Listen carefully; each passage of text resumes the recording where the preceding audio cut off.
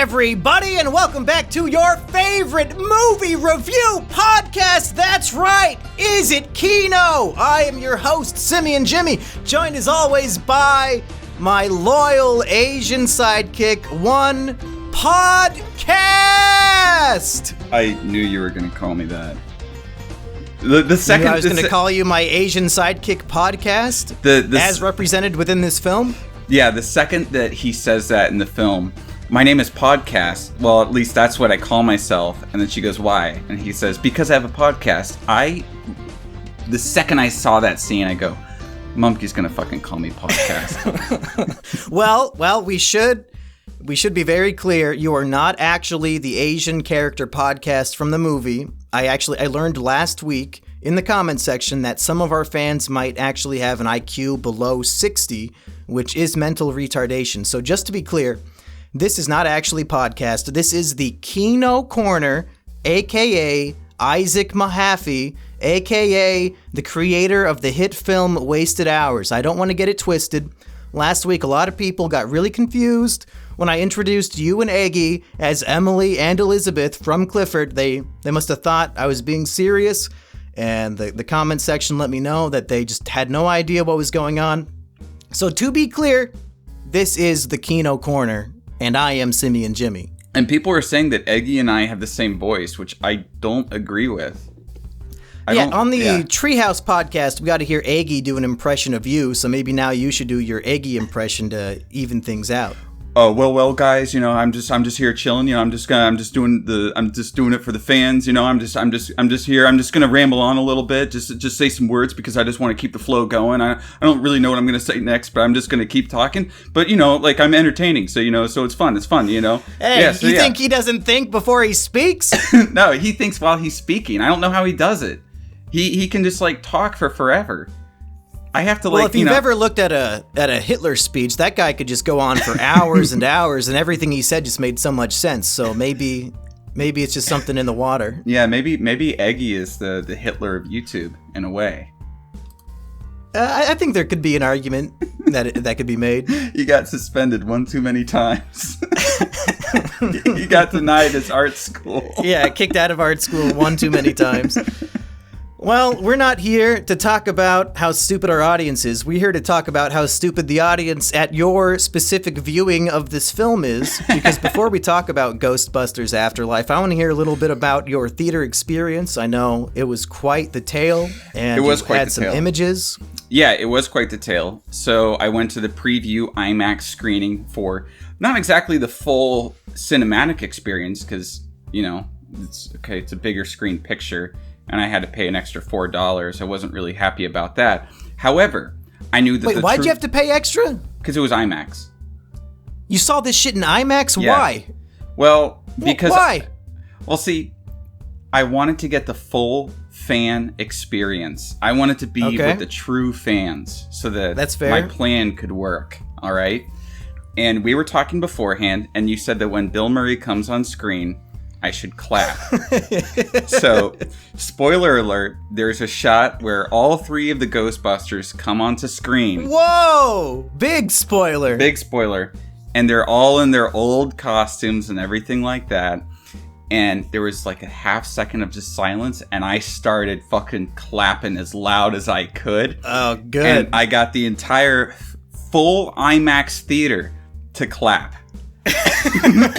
People were fucking standing up and hollering like, woo! Like that. Did you ever see the video one of our fans posted on Twitter of when he saw Joker in theaters? When Joker screams, a society that, you know, he started like cheering and clapping when Joker said society, and he also got the whole theater to start clapping, and he filmed it. That's probably my favorite theater clapping experience I've ever seen. It's so easy, because the thing is that all the people around me, some of the people were dressed up like Ghostbusters.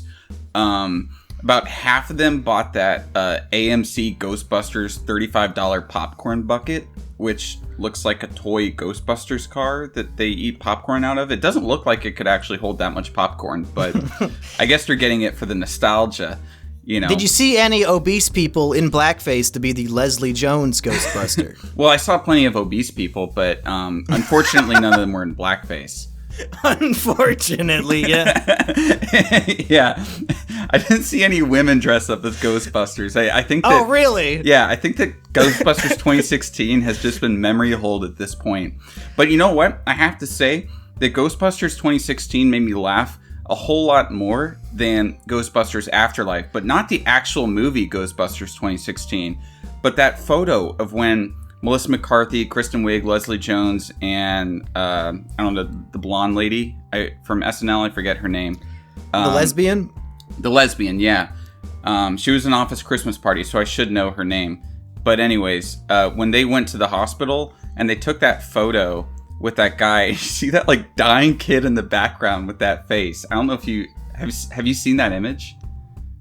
No, I don't think so. Okay, I'm pulling it up. Jamie, pull that up right now. Ghostbusters lady hospital. This is how I Google stuff. Wait, I'm gonna send it to you right now, Monkey. Wait, so the actresses from Ghostbusters went to visit an actual hospital full of dying children? Yeah, okay, so this image is coming through. You should get it in just a second. Look at the kid in the back. Is that Nick Cannon? No, that's not Nick Cannon. Look at the kid. Oh, yeah, that kid in the background does not look like he's enjoying his time. No, his like eyes are up in his head. He's got like the ventilator on. And then Melissa McCarthy's face. Oh my, yeah, this is literally more tragic than the scene in Joker when he drops a gun at the children's hospital. Yeah. I would rather have that happen than these fuckers show up on my dying day. It's so bad. Well, so if you're saying that Ghostbusters 2016 was funnier, I mean, would you say it's better than this film? No. I was just saying that I'm glad that Ghostbusters 2016 existed so we could get this image. Oh, okay. Yeah. Ghostbusters 2016 was one of the worst movies I think I've ever seen, and I've seen a lot of bad movies. So I will say this to people who are like unsure about seeing Ghostbusters Afterlife. I think that if you really like Ghostbusters, I can say for sure that this is better than Ghostbusters 2016. What about Ghostbusters 2? I don't remember much of Ghostbusters 2, if I'm going to be honest. Well, we should probably, before we go into this, we should probably reveal our power levels in terms of Ghostbusters fandom. I am one of the people who has no nostalgia for this property, and in fact, I only saw the original Ghostbusters, I think, once as an adult. I think I was around 2021, and I thought it was pretty good. And then I never watched it again, never seen the sequels, did not see the girl Ghostbusters. I did watch the Plinkett review of that movie, and I've seen that review probably 4 times, so I think I understand the essence of what a Ghostbusters movie should be, and how not to do it. And with that being said, I think I enjoyed Ghostbusters Afterlife a shit ton more than you did. If I recall, you gave it a 2 out of 5 stars. I gave it 1.5 out of 5. Okay, so that's a 3 out of 10. Yeah. And I'm leaning more towards a 7 out of 10. So we are clearly very opposing views on this film. Yeah.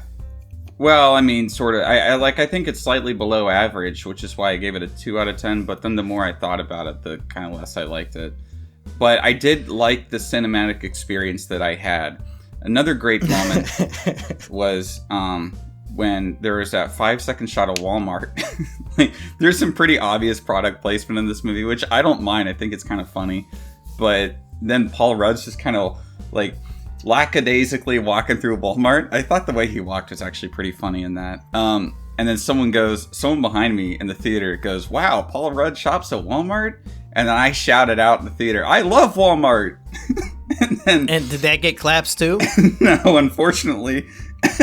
No, I was just being cringe. And then he said, right after that, he goes, "Blue Velvet." And then I did a like that. And I was the only one. No one knew what Blue Velvet was. That's a reference to your favorite director? Yeah, Blue Velvet's one of my favorite movies. Yeah. And so I was a little appreciative of that. Now, do you think that was a reference to the film, or just the fact that it's blue. I mean, I guess it is revealed that Paul Rudd's character loves like creepy horror movies, so maybe that was a direct reference. Yeah, I think it was a direct reference to the film. Okay. I like that Paul Rudd, he's the substitute teacher for summer school, and he just wheels in the TV and makes the kids watch Chucky and Cujo or whatever the fuck. Cujo, yeah. Yeah, that was pretty funny. But here's the thing about, so I'm going to say one positive thing and then one thing that kind of confuses me a bit. I did like Paul Rudd in this film. I thought he was one of the better actors in this film, one of the more charismatic ones, which should honestly go without saying. But the summer school thing didn't make a whole lot of sense to me. Like, they're supposed to be there for, 1 week in this, shitty town, and then she reveals, actually, we might be staying here a little bit later. And it seems like it's all sort of rushed, kind of last minute, that kind of stuff, because he dies, they go to, they're going to, we should start from the beginning here. I'm jumping ahead. It opens up with Harold Ramis, Egon Spengler, getting killed. And I also want to reveal my power level. I grew up watching both Ghostbusters movies pretty often. So I've seen the first Ghostbusters movie so much that I pretty much have the whole thing memorized. I don't have nostalgia for it. Not in the same way that maybe somebody who grew up in the 80s would, where they'd be like buying the toys and doing stuff like that. I don't have that kind of nostalgia for it, but I do think the first Ghostbusters is a really good comedy. Ghostbusters 2 I always thought was kind of mid.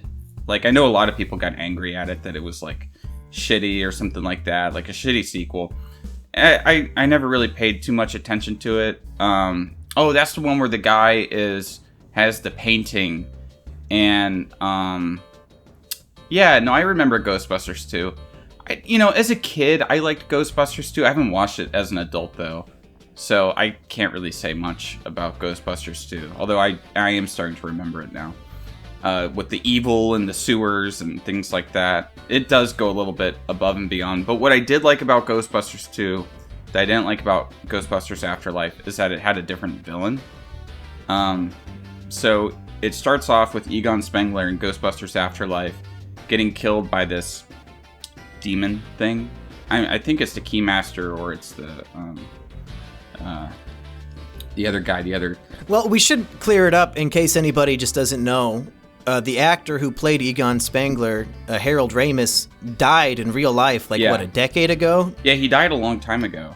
Yeah, so the problem with making a Ghostbusters 3, other than the actors kind of bickering a bit, is that, one of the main guys is fucking dead, so that's why they tried to reboot it with all women and it failed, and now they're rebooting it with, I guess, kids. Yeah, now they're kind of taking the Stranger Things route.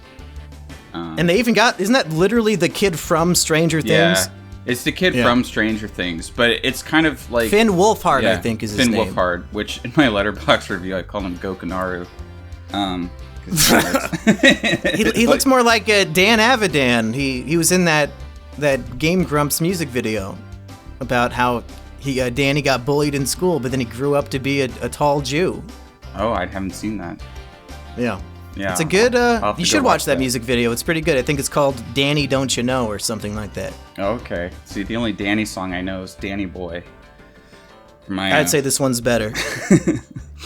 But yeah, so it's kids, and the general plot of it is that Egon Spengler dies, and he lives on this, dirt farm in Oklahoma, and so his daughter and his grandkids played by Finn Wolfhard and some newcomer girl who's a 12-year-old girl, they get evicted from their apartment, and so they go out to his house to try to... Too far. Let's rewind. Yeah. I want to talk about how the worst character in the movie, possibly one of the worst characters I've ever seen. The reason why this movie is not higher rated for me is because this character dropped it in value every time she was on screen, and that, of course, was Finn Wolfhard's mom. Yep. Yeah. The opening scene is Finn Wolfhard is trying to eat breakfast, and this stupid bitch is literally shaving his head, and the hair is falling into his food. I mean, are you just literally fucking insane? Why are you doing this? She's also just a bitter old bitch. Oh, so I don't usually have my phone out during movies, but recently I've taken up buying a seat in the far back row so that in case the movie makes me horny, I can masturbate. Nobody will see. I did not masturbate during this, but I did pull out my phone to take notes. I don't usually take notes for these because you can't really take notes in a theater, but I did. I wrote down, I have 2 different lists in my notes. One is every time the movie actually made me laugh, every joke that landed. And the other list is all the things I hate about the mom. So I've got plenty to say as we go through this discussion. Well, I also want to say that the movie opens, it has a very Spielberg opening with Egon's death. It feels almost like the beginning of a movie, like, I don't know, like Jurassic Park or something like that. Like, yeah, it feels like an epic action intro to really sink the audience into the story. Yeah, and then once it goes to that apartment, it's like, okay, here's just a big exposition dump, and why this mom just hates science, and why her daughter thinks she's a dumb bitch. Well, she is a dumb bitch. She is a dumb bitch. This bitch cannot afford the rent on an apartment. Like, has she ever heard of something called getting a job? If you have 2 children and you can't afford the rent on a $500 apartment, you should have your children taken away from you. Well, they also have a whole bunch of... What the fuck is wrong with this woman? They also have a whole bunch of shit in that apartment. It doesn't look like people... the inside of it doesn't look like people who are wanting for cash. I don't know. Like, they have a lot of stuff, and... They literally have a Sony laptop. Yeah. And when they're living out on the dirt farm in the middle of nowhere, they somehow can afford high-speed internet with this laptop. I don't know if you guys have ever lived in the middle of nowhere, but HughesNet is not fucking cheap. But at the same time, she keeps saying, we're broke, I can't even afford food. Motherfucker, you're paying for high-speed internet in the middle of nowhere, your daughter has a $1,500 laptop, and you can't afford food? Maybe you should have different priorities on what you're spending hundreds of dollars on.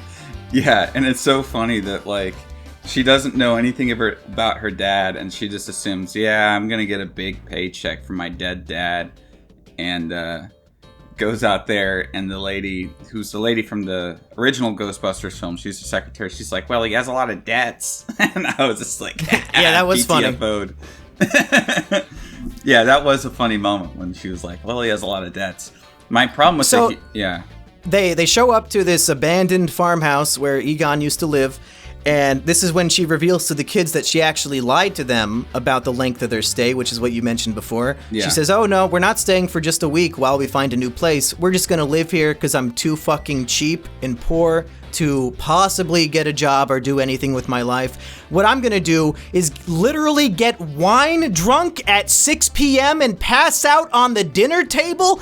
This woman is literally the worst human being I've ever seen on film. And I've seen Schindler's List. I've seen Sophie's Choice. Like, here's the thing.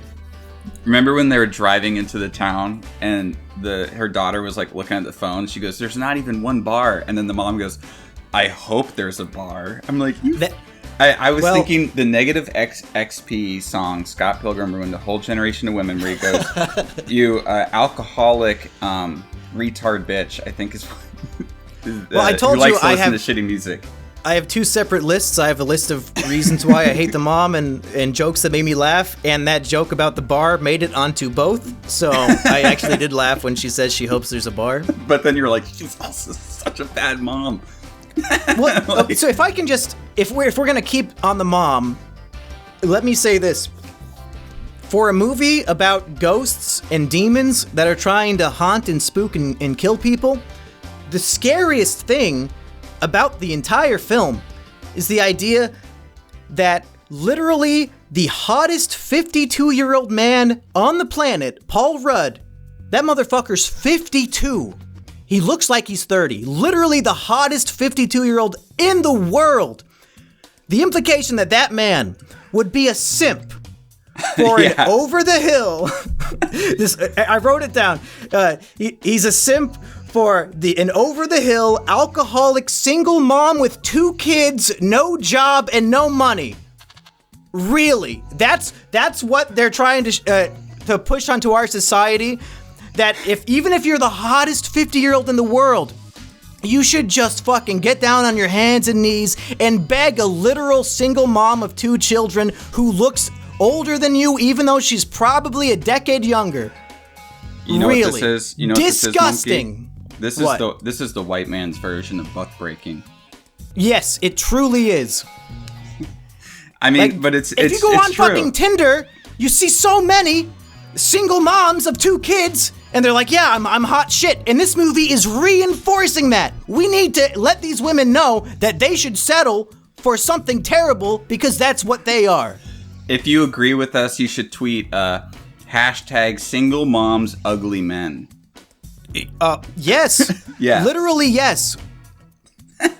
If she's not going to support her own children, at least settle for an ugly man who has money, because you're just a worthless human being at this point.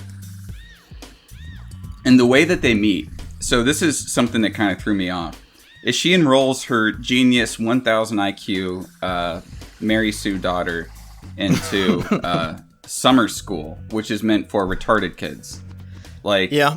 And I'm like, and this is the day after they arrive, and I was thinking, okay, wait, why? And I was confused for a moment. I was like, oh, is school in session? But then it's summer school, and it just seemed like it was a contrivance to bring in Paul Rudd's character and podcast.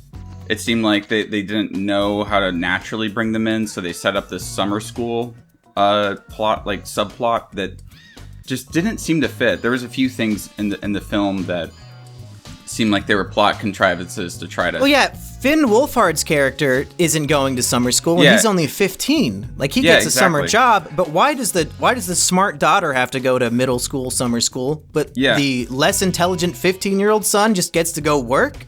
I think the mom legitimately just wants an excuse to get the kids out of the house so she can day drink alone all day without putting up with them begging for food.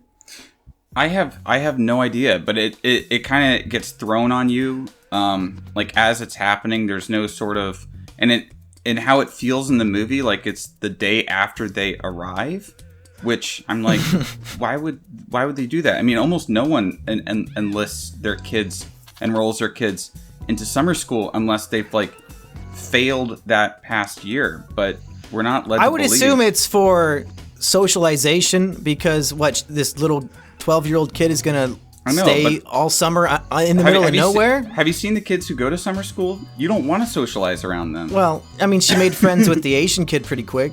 Yeah, she made friends with the Asian kid, but why was the Asian kid there? I don't know any Asians who go to summer school. He was too busy podcasting instead of studying. Oh, I guess that's true. He was too busy on that Sigma male grind set. That's right. And the way that he introduces himself, hi, what's your name? Oh, my name is Podcast. Why do they call you that? Well, I call myself that because I have a podcast.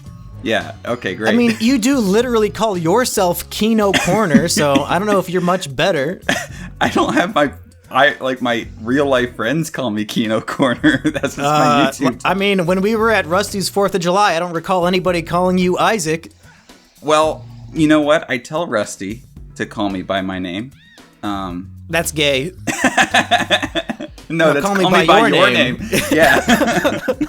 That's the gay pedophile movie. Yeah, exactly. Well, I mean, when in Gainesville, That's right. But I didn't mind his character so much, even though it was like there's a lot of sort of cringe dialogue. There, well, again, I'm skipping ahead of myself because I'm thinking of this and not like in a linear sense. So it also happens that this summer school teacher is also a seismologist who has been keeping records of... Paul Rudd, yeah, who's been keeping records of all of these different shakings that have happened in the town. Again, that's very convenient that he just happens to be her summer school teacher. I don't know about that. I think it's implied that this is his first day on the job. And I think he was drawn to Summerview because he naturally has the seismology interest, and is a phenomenon that is unexplained happening with all these earthquakes with no fault line. So it could be that he just got the job as the teacher to get paid and have an excuse to be in the town so he could actually study what he was there for. Because he's not actually teaching these kids. He's just putting on movies and then fucking off in the other room. Look, he's teaching these kids about a little thing about kino? Kino, yeah.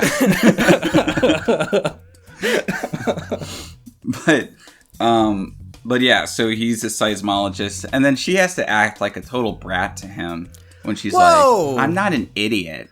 And, he's talking to a 12-year-old. Like, what does he expect? He's like, this is how an earthquake is. This is how a volcano is. And she's like, yeah, I know, I'm not an idiot. I'm like, you know what? Can you just have a little ounce of respect? He doesn't know that you have 1,000 IQ, big brain, Sheen from Jimmy Neutron, mental capacities. You think Sheen had the highest IQ on that show? No, in the one episode where his brain gets super, super big, remember? Oh, okay. Yeah, the one episode, not every episode. I was going to say, you might need to rewatch that show. Go watch Planet Sheen. Yeah. Oh, yeah, that was the more Kino spinoff of Jimmy Neutron. Yeah, I wonder, we should do Is It Kino, what's better, Planet Sheen or the Patrick Star Show? Oh, no. No. I'm not going to watch the Patrick Just flat out rejection? Yeah, that's a... What am I, in high school again? But, so he doesn't understand that, and I was like, oh, that's kind of rude. But, then Finn Wolfhard's whole character is that he sims for this black chick. That's his whole character, pretty much. Sure. Can't blame him. I mean, and then he's like, yeah, I'm 15, and then they hire him without... No, he was lying about his age. He said he was 17. No, he's 17, but they hire him without looking at an ID, which... Oh, that's another thing that pissed me off about the mom. So they go to this little drive-up diner fast food restaurant where the people are on roller skates and they bring the food to your car. This dumb bitch, her license plate, I think said it was either Illinois or Indiana, I think is where they're from. Probably Illinois. And the mom says, wow, I didn't know places like this still existed. And just another knock on this bitch. There's no possible way she's from the Midwest and has never heard of fucking Sonic Burger. Are you fucking insane? You've never watched television and seen these obnoxious Sonic Burger commercials? That's what they do. You park, you order, they bring the food to your car. What do you mean you didn't know these existed? Sonic Burgers are fucking everywhere. In Florida, they're even everywhere.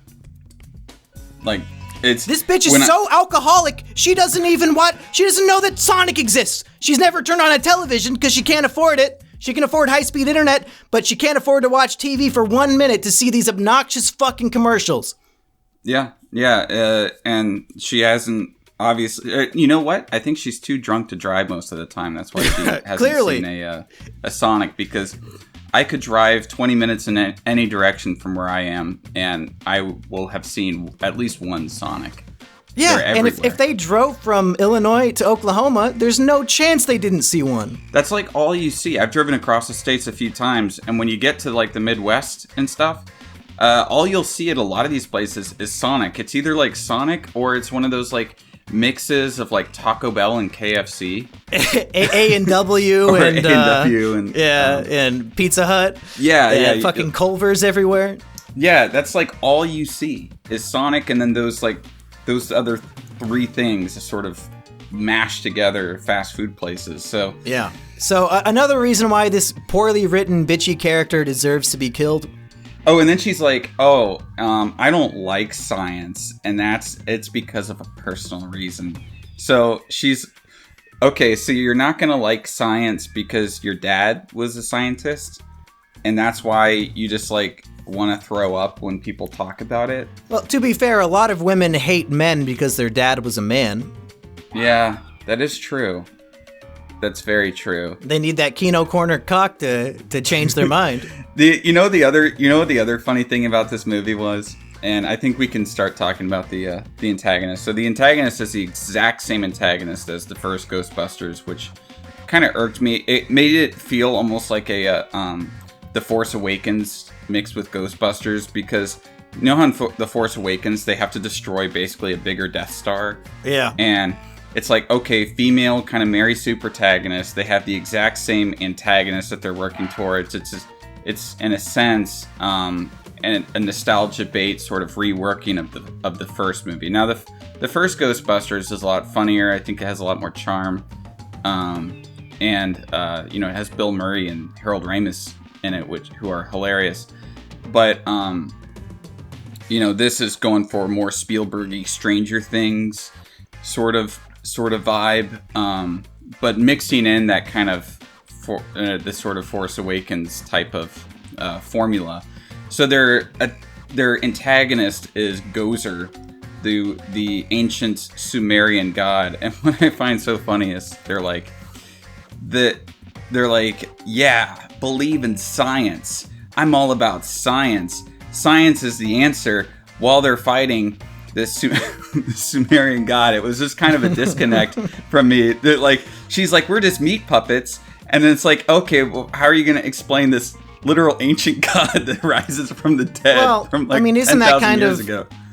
Wouldn't that also be an issue in the original Ghostbusters? Because these are men of, academia who are using science to defeat paranormal creatures. Isn't that sort of the same thing? It doesn't really. This movie just kind of had a more Reddit approach to science. I think that there are scientists out there who believe in evolution and Jesus Christ at the same time. No, I'm not discounting that. I'm just saying that in the first movie, the main characters are just shown to be apathetic about almost everything and kind of loserish and not even caring in a sense. And most of them aren't even scientists. The only real scientist in the first Ghostbusters is Dan Aykroyd. Bill Murray is just a womanizer. Or not Dan Aykroyd, Egon Spengler. Bill Murray's character, Venkman, is just a womanizer. Dan Aykroyd's character is kind of the conspiracy nut sort of wasn't guy. Wasn't he a college professor too, or am I mixing that Yeah, he was up? a psychology professor that just tried to use his degree to get women. That's... So, you know what I mean? It kind of has a more lackadaisical comedic. And in this, there's, Paul Rudd is the teacher. He's like, science is amazing. Science is punk rock. And I'm like, oh, that's a little cringe. Science is punk rock. It's dirty and it answers everything. And I'm like, that's a little on the Reddit side. Well, that's not what my Bible has to say, Mr. Scientist. Is that what you thought? No, what I thought was they're literally... He's saying that, and then a ancient Sumerian god comes out of the fucking box, and then they act like, uh-oh, that was a mistake. And they're not just they don't have any sort of what the hell moment. Especially the little girl just seems like she's not even fazed. 5 minutes ago. The little girl, she Harold Ramis is staying in his home as a ghost, and he's playing chess with her, and she's watching the chess pieces move around, and she just it's nothing. Yeah, she nothing. She doesn't tell anybody. It doesn't really matter that much. Yeah, and she's just well, let me play chess, and I guess I'll play chess with a ghost. And that's when I'm like, how can she even believe that? It's he's like, you don't believe in spirits, and she goes, no, we're just meat puppets. I'm like, girl, you've just been playing chess with a ghost for the past 2 days. Oh, that was another line I did like when she's talking to Podcast, and Podcast says, yeah, did you know that this town has more dead people than living people? And the girl says, yeah, that's how graveyards work. I thought that was pretty funny. Yeah, but most of the I didn't like how the humor injected into this, they literally got out of a joke book for kids. I mean, that is part of her character. Is that that's part of her character? She doesn't know how to socialize. So the Finn Wolfhard character that gives her a bunch of jokes, or tells her just tell jokes, and then people will like you. And she has the most cringy, Halloween jokes that you could tell. Yeah, Do you guys tell jokes on Halloween over there? Because they do it over here. Oh no. In this neck of the woods, if you want to get candy on Halloween, you're supposed to tell a joke, and then they give you the candy. And I always thought that was normal everywhere, but it turns out it's literally just in Iowa. So I always look like an idiot when I mention that. Yeah, I don't know why. I think that she couldn't tell jokes, but neither can Jason Reitman. I don't know about that. This movie had a lot of really funny jokes. it had some, and I think that, but the thing is when Bill Murray came on the screen, it was just, I was like, man, I wish that he was in it for the whole film. I do. He was. Yeah, you mentioned the comparison to The Force Awakens, and I think this film does not make the major mistake that The Force Awakens made. Of course, when you go see Star Wars Episode 7, all you want to see is Han, Luke, and Leia together on screen again, and it literally never happens. And then Leia, the actress, is dead. She dies, and they can't. Those three never got a reunion on screen, and it was disgusting.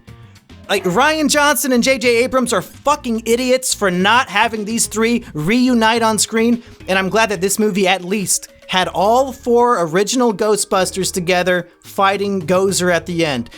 I'm not even a nostalgic man-child about this, but I thought it was so sweet and cool, and it was uniquely satisfying.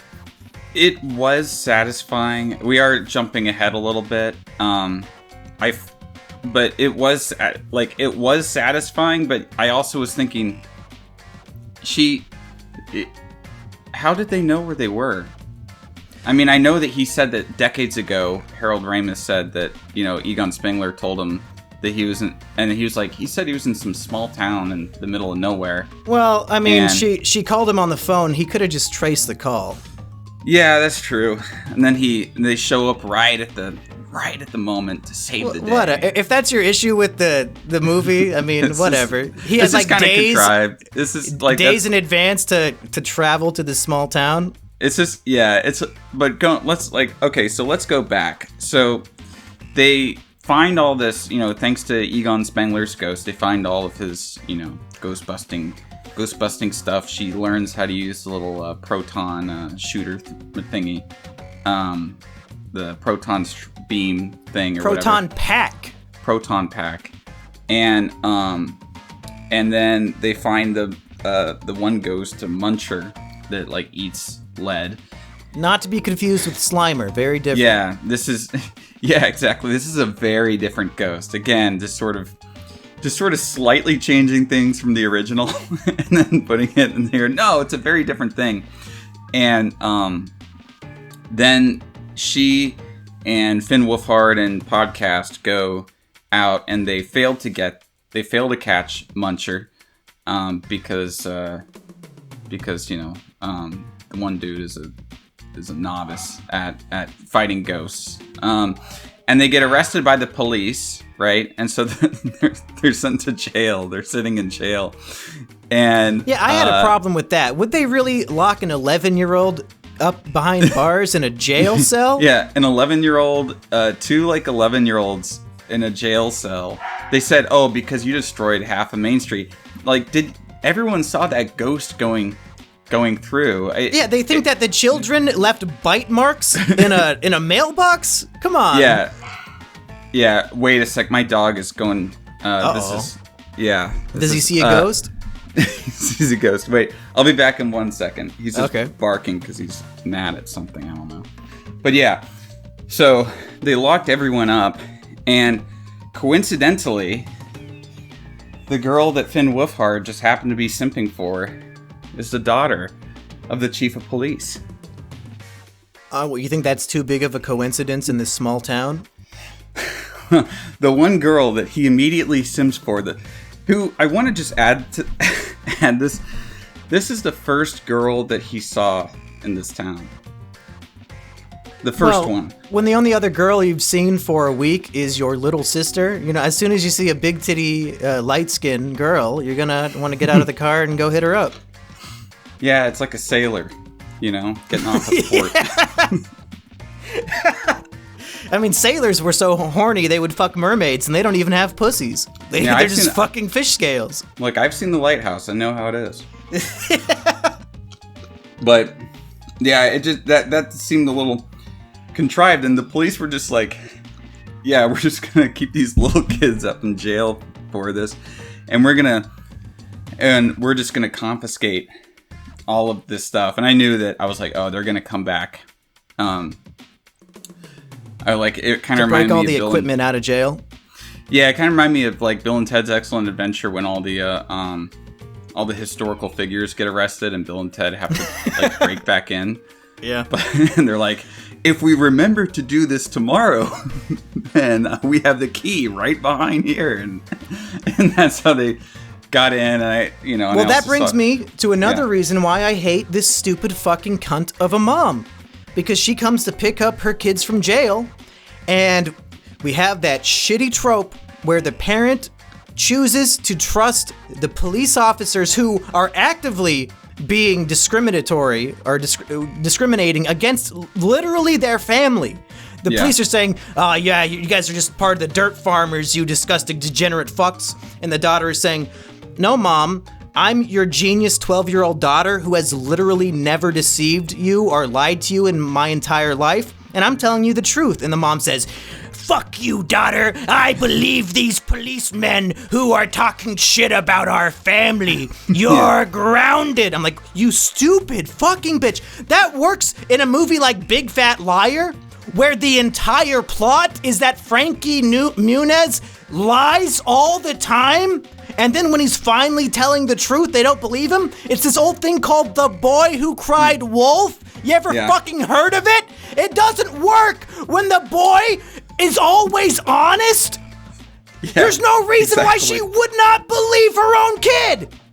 Yeah, she's literally like kind of Asperger's-y and just like says whatever she believes to be true. No matter, like, she's like, oh yeah, because at the beginning she's like, yeah, we're kind of like stealing some of the neighbor's power, and I'm just changing that. It's like, okay, like that's the first thing that you say. You're obviously pretty open about these sorts of things. And then she's, you know what I was thinking that they were gonna do is I thought she's gonna open Muncher at that time. I was like, they're gonna re-release Muncher for some sort of plot point, and I thought it was gonna happen then, to sort of prove that ghosts are real, because the cops are like, oh yeah, you're just crazy. I'm like, that ghost was literally seen flying down Main Street. Half the town saw that ghost. Yeah, it's not like the ghost is invisible. You can plainly see it. Yeah, exactly. And then the police are acting like it doesn't exist. You know? And I'm like, there has to be other people that said, yeah, I saw that. I saw it. I saw it, you know? There has to be, like, people to corroborate their story. And this is a world where ghosts exist. You can go on YouTube and watch footage of the original Ghostbusters busting ghosts. It's not a secret. Yeah, exactly. And the other thing that got me too is how she never knew, like, none of the kids even knew about the Ghostbusters. Yeah. When you would think that after the events of Ghostbusters 1 and 2, which, especially after the events of Ghostbusters 2, which was like cataclysmic events happening, you know, due to ghost activity that like almost destroyed New York City, you would think that, you know, that'd be kind of a big thing in the history books. Well, right? That's another comparison to The Force Awakens, where it's 30 years since Luke Skywalker defeated, you know, the Emperor, but now people don't even know that Jedi exist. They don't know that the Force is a thing. I guess, you know, one generation removed, people get extremely forgetful. Well, I don't know. Like, people still remember 9/11, and we're 20 years away from it. I would just consider it maybe bad writing. Yeah, I think so. I think so. And how did she live her entire life? 12 years old, and he's 15 years old. And they never knew that Egon Spengler was their dad. Like, not their dad, their grandpa. Their grandpa. You know, considering that the Ghostbusters were pretty famous, and their last name is Spengler, would you think that at some point in their lives they might have put two and two together? It probably could just be that the mom is such a stupid alcoholic cunt that she really went out of her way to hide that information from her kids. Because heaven forbid they know that one of their relatives was successful and famous. They don't want to. Exactly. She didn't want to give their kids any bright ideas that they might do something with their lives. She wants them to be as miserable and pathetic as she is. Yeah, you know, misery loves company, as they say. Unless you want a day drink, then you send your kids to school. Yeah, exactly. You send them to school to watch Cujo and Child's Play.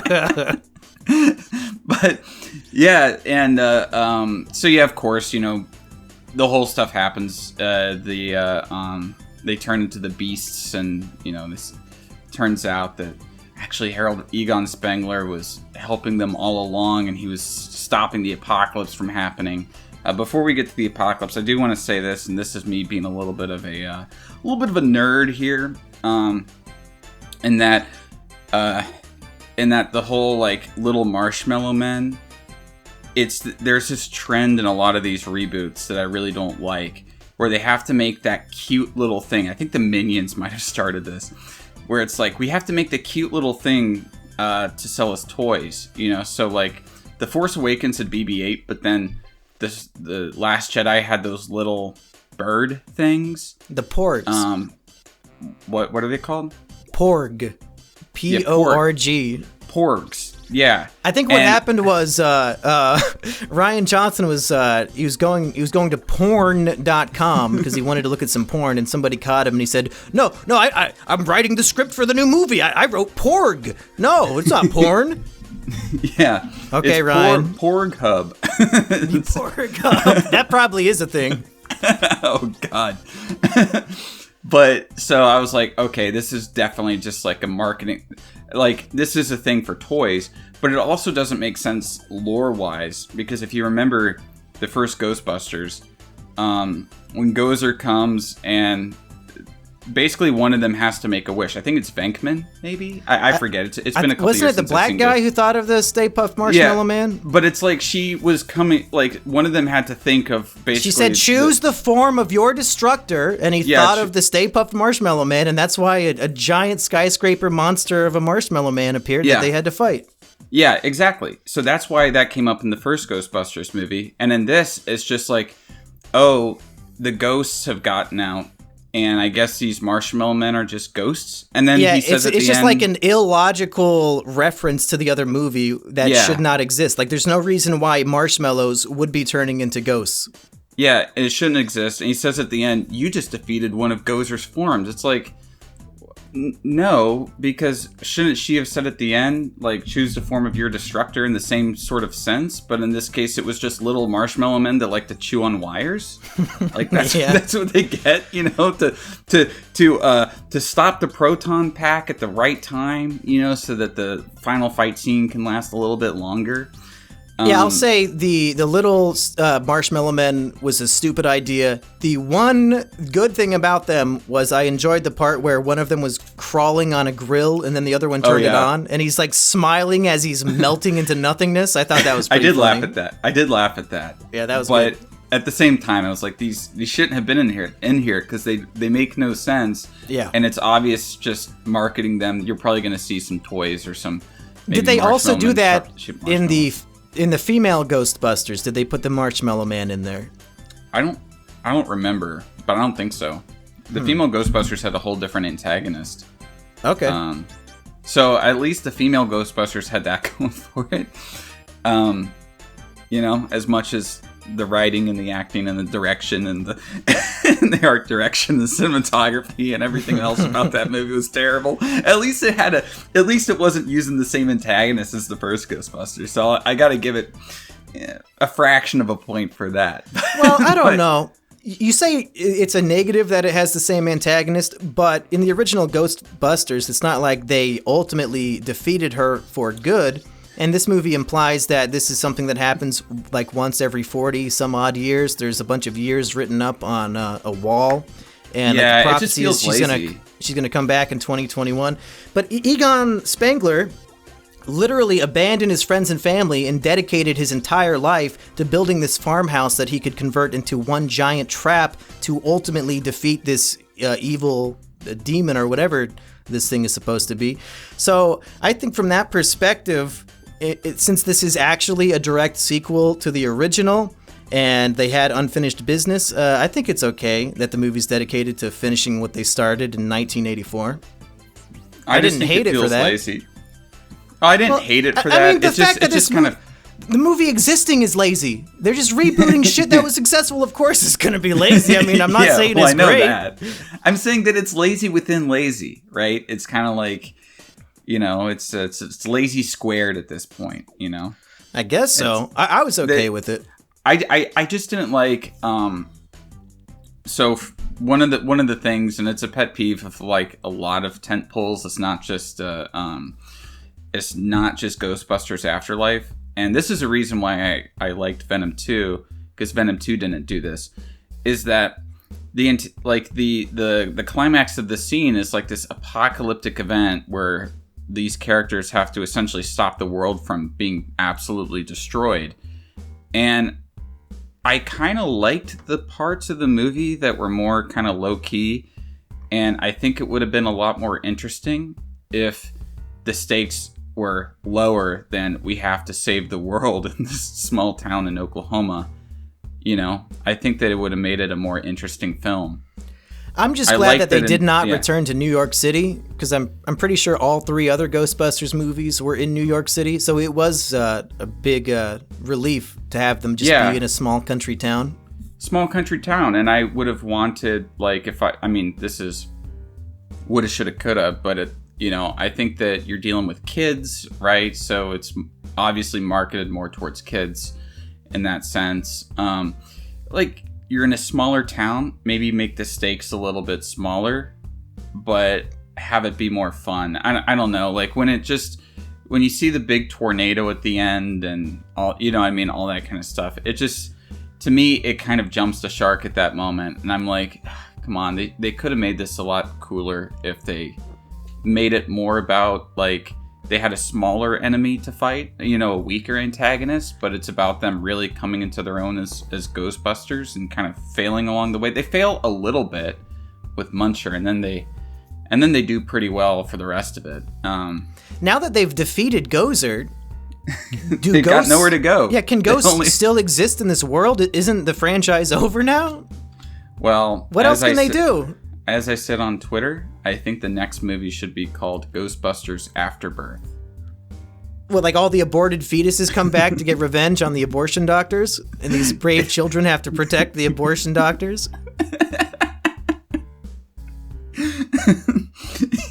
Yeah, it's like, did you ever play The Witcher games? No.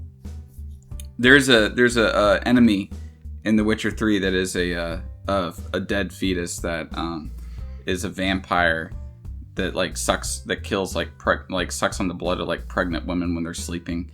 So maybe that could be the next Ghostbusters movie, is a whole bunch of these just like come up out of the ground. Yeah, that'd be good. Maybe that's the script you should write. Yeah, it's like they're in Oklahoma, everything is cool, and then you see the ground start to shake, and then you see and it's like the zombie, but it's just like a little hand come up. You see like 1 billion of these little hands come up out of the ground, and they well, I have one more note, and then I think we should wrap this up and give our final judgments. My final note is both something to do with the mom and something that made me laugh, although it was 100% unintentional, I have to imagine. I truly hope so. But the mom has spent her whole life thinking that her dad didn't care about her, Egon. And she finds Egon's secret science lair underneath the barn. And there's like a whole montage or a whole thing of photos of her growing up as a child. So it's like, oh, my dad actually was paying attention just from afar. But the creepy thing was there's like a framed photo of her as like a 10-year-old in a ballerina costume.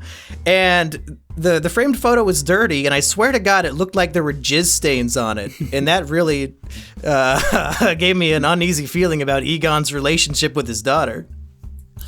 Yeah, what also gave me an uneasy feeling was the way that they brought him back as a ghost. I liked it. On one hand, I thought it was a sweet send-off. Yeah. Because I'm sure the actor would have been okay with it, right? They got permission, of course. Yeah, I'm sure that he would have been okay with it. And with the other actors, I think they dug up his grave and asked him personally, and he said, "Yeah, that's fine." No, they did. Yeah, well, I mean, I think they just asked him to spell it out on a Ouija board or something. Yeah.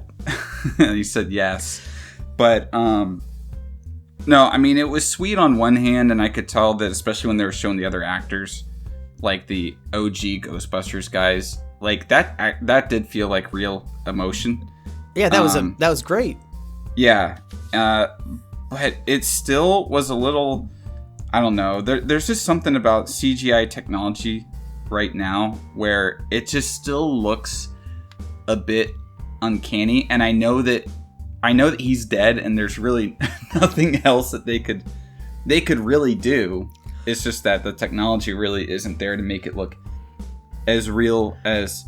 Well, thankfully he was a ghost, should. so like he's translucent and he's kind of glowing, and his face is covered in like a white beard. So it's not like in the Star Wars movies, like Rogue One, where they brought the one Empire guy back using just CGI. Oh yeah, yeah. He looked like a PS3 like in-game model. Yeah, that was so terrible. Bad. I actually thought the Egon ghost looked pretty good, and I assumed they just got a lookalike actor to portray him, but maybe it was just CGI. I think they got a lookalike for the beginning because they just kind of hid it didn't show his face. Shadow. Yeah. And for the end, I think they just did a CGI thing. They might have done like what they probably did was like a stand-in that might have been sort of a lookalike, but I thought it was. That's not really a knack on the film. That's just more sort of a knack on that we're not quite there yet. And maybe that's a good thing, Maybe, I don't know if I want the technology to reach the point where all dead celebrities can continue being in movies. I think it's fine for something like this, but they should not go too far with it. Yeah. Anyway, I think that's all my main thoughts on the movie. Do you have any final thoughts? No, I don't think I have any final thoughts. Although, you want to hear a joke? Sure. How is a hamster and a cigarette similar? I have no idea. You'll have to tell me. They're not dangerous until you put them in your mouth and light them on fire. See, when she said that joke, I thought it would have worked better if you said cigarette and a stick of dynamite. Yeah, not why would you put a hamster in your mouth and light it on fire? A hamster in your mouth. A hamster in your mouth would be dangerous without the fire. Hamsters are pretty. They can be pretty mean animals. They have sharp as shit claws. They can climb straight up a curtain all the way to the ceiling. They would cut the shit out of your tongue. Yeah. They can be pretty mean animals. If you have more than if you have a few hamsters in a terrarium together, you get to see how a murderous and evil nature can truly be. Yeah, I know this guy named Slim Shady. He stuck a gerbil up his ass and it was nibbling on his asshole.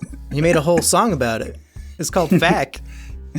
Are you familiar with Fack? Too. You like Fack? No, I haven't heard of that. Fack, fuck it, freak me. I don't know how it goes, but it's a good song. Everybody, that's my recommendation. Go listen to Eminem's song, Fack, and thank me later.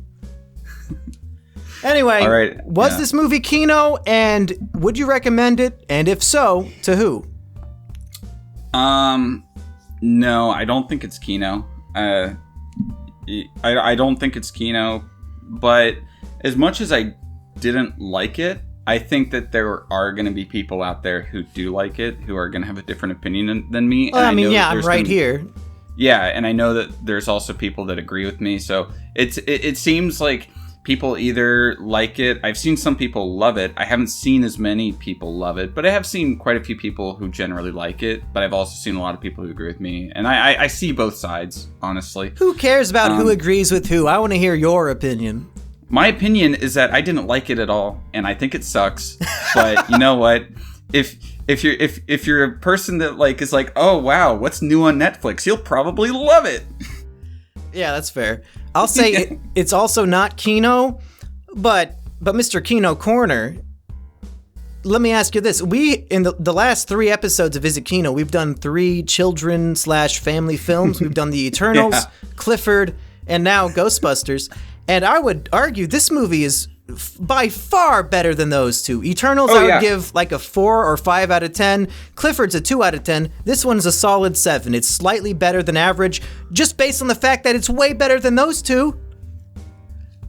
I think that they're all sort of in the same league. If you're giving this movie a 1.5 out of 5, what fucking score didn't you give Clifford a fucking 4 out of 5?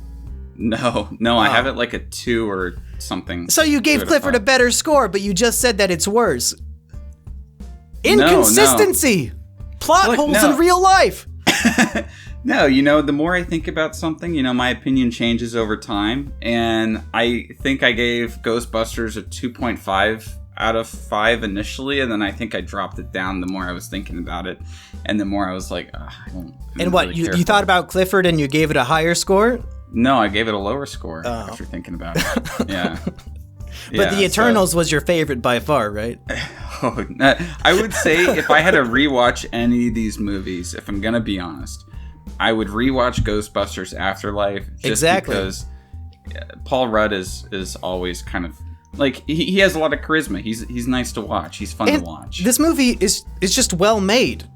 Like, at the end of the day, it's just a well-made film compared to the other fucking schlock that we usually watch, and it was perfectly enjoyable. It had some stupid shit, but it was overall pretty funny. It had some cool, spooky moments, some cool action, and a lot of the characters I really enjoyed. Other than the mom, I fucking hated that bitch. Well, I think everyone.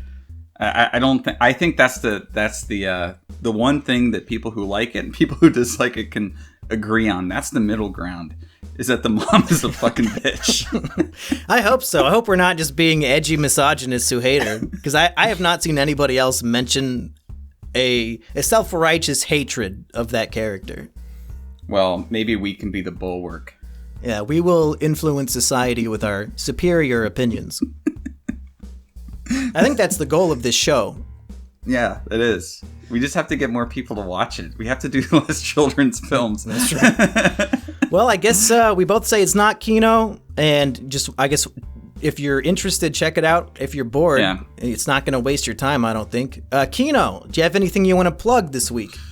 Yeah, I have a new video out about Edgar Wright and his first couple kind of obscure films, but I'm also working on a video in which I rank every A24 horror movie, and so that's 17 films I'll be ranking, and kind of talking about them and everything like that, and I'll probably piss off some white girls with my where I place Midsummer, so that should be fun. That's gonna be out in a week. Oh, good. Yeah. Well, shit, I guess go subscribe to the Kino Corner, go check out those videos. And what do we have on the docket for next week? Is there anything coming out? Yeah, House of Gucci. Oh, okay. Yeah, we can do that. Yeah.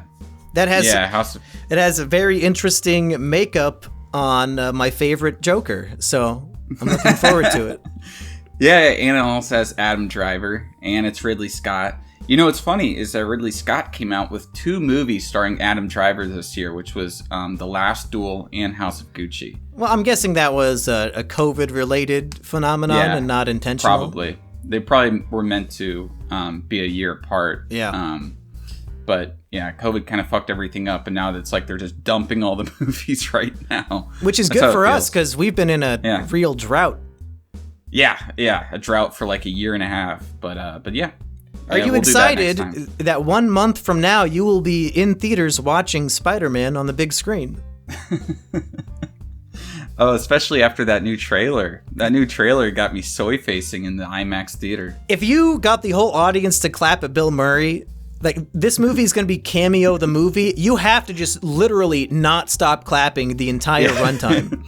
Yeah, I have to do that. And I want to end this podcast on one little other thing from this Ghostbusters IMAX screening that I forgot to say at the beginning, is that probably one of the best cinematic experiences that I've had in my entire life was sitting in this IMAX theater filled with a whole bunch of boomers from North Florida, which is the South, right? The Panhandle? The Panhandle, yeah. Like the worst place in the country? The best place in the country, but anyways, on the IMAX screen, we watch a trailer for the Sword Art Online movie. Oh, I'm gonna come already. Sitting with 300 boomers in a theater who are just confused as hell, and they're like, what the heck is this? Saying that out loud. Doesn't that anime have like an incest subplot? I don't know much about Sword Art Online, but I do know somebody who does. Who did you, bro? Yeah, you can go ask Digibro. Sure, yeah. I think Digibro is still taking my calls. Yeah, but that was so funny. And then after the trailer ended, there was a whole bunch of these old boomers that were like, I'm definitely not watching that. I don't know what the hell that was. Good. I mean, that's one of the movies I will be masturbating to in the back of the theater, so hopefully there's not very many people there. We can only hope. Yeah. Okay, folks, that's it for this session of Visit Kino. I hope we really influenced and changed your opinions on movies you have not seen. For Is It Kino, I have been Simian Jimmy. And I've been the Kino Corner. You've been Podcast. Okay, I've been Podcast.